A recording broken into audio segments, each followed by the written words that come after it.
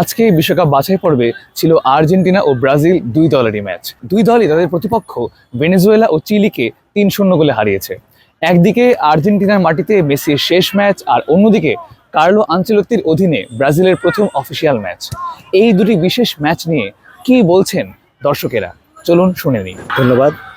প্রথমে বলতে চাচ্ছি মেসি তার শেষ ম্যাচ আজকে খেলছে, কিন্তু সে যখন প্রথম তার দলে আসে তখন থেকে সে অন্যান্য দলে যেমন ব্রাজিল আছে, জার্মানি আছে, অনেক বড় বড় দলের অনেক বড় বড় প্লেয়ার অনেক চিন্তায় পড়ে গেছিল, অনেক বড় কথা বলছিল যে এ কেমন প্লেয়ার আইছে দলে, আর্জেন্টিনার দলে। তো সেই দিক থেকে সে যখন অল্প বয়স ছিল তখন সে তার পারফরমেন্স দেখা গেছে, এবং সে আর্জেন্টিনা দলে যতদূর ছিল প্রত্যেক দিনই প্রত্যেক ম্যাচই সে তার পারফরমেন্স দেখা গেছে। এখন তার মতো প্লেয়ার অনেক ভালো প্লেয়ার আসবে, অনেক দলে আসবে, আর্জেন্টিনা আসবে, ব্রাজিলে আসবে, কিন্তু মেসির মতো প্লেয়ার আর আসবে না।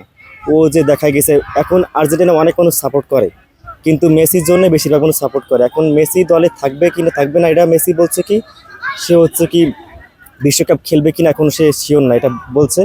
এখন সে যদি শিওর না থাকে, সে যদি দলে না খেলে, অনেক মানুষই খেলা দেখবে না, যদিও সাপোর্ট করে কিন্তু খেলা অতভাবে দেখবে না। এখন আমি আর্জেন্টিনা সাপোর্ট করি, আমিও মেসিকে ভালোবাসি, মেসিকে পছন্দ করি, তার খেলা পছন্দ করি, আমার ওইভাবে দেখা হবে না। ধন্যবাদ।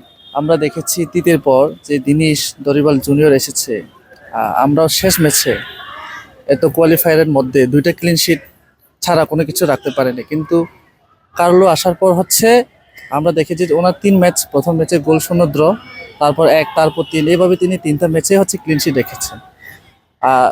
দরিবালের সময় আমরা ম্যাচ হারার জন্য প্রস্তুত ছিলাম, কিন্তু এবার আমরা আস্তে আস্তে ভরসা পাচ্ছি যে আস্তে আস্তে আগাচ্ছে, কিভাবে তারা জয়ের দিকে যাত্রা করছে। আমাদের ধৈর্য রাখতে হবে। সে যেহেতু ইতালির কোচ, আমরা দেখি যে ডিফেন্সিভ সবসময় চিন্তা করে ইতালির কোচগুলো। আগের সময় দেখতাম যে ডিফেন্সগুলো ভালো রিকভার করতে পারতো না, কিন্তু আমরা ইদানিং দেখছি ডিফেন্সেও ভালো, মিডফিল্ডে অ্যাটাকিং সব জায়গায় নতুন ওয়েসলি আসছে, লুইস হেনরিক, সবাই ভালো করতেছে। আমাদের ব্রাজিল ভক্ত হিসেবে আমাদের প্রধান ভরসা জায়গা ছিল নেইমার, কিন্তু নেইমারটার ফিটনেস ইস্যু বা ট্যাকটিক্যাল ইস্যু যাই হোক, যে কোনো কারণে খেলতে পারেনি, কিন্তু আমরা চাই নেইমার ফিরে আসুক, এটাই আমাদের কামনা। আর কার্লো আনচেলত্তির উপর আমাদের সম্পূর্ণ ভরসা আছে, কারণ আমরা জানি যে উনি যে কোচ হিসেবে আসছে, প্রথম ওয়ার্ল্ড কাপেই যে চ্যাম্পিয়ন হবে এরকম কোনো কথা নেই। আমাদের ভরসা রাখতে হবে, ধৈর্য থাকতে হবে, আস্তে আস্তে তার উপর ভরসা করলে তাকে সময় দিতে হবে। তারপরে আমাদের সে কাঙ্ক্ষিত ফলাফল আমরা আশা করতে পারি। আশা করি ব্রাজিল এগিয়ে যাচ্ছে আগের ছন্দে, যে সম্ভব ফুটবল আমাদেরকে উপহার দিয়েছে সেটা আশা করি ভবিষ্যতে দিবে, এই আশা রাখি।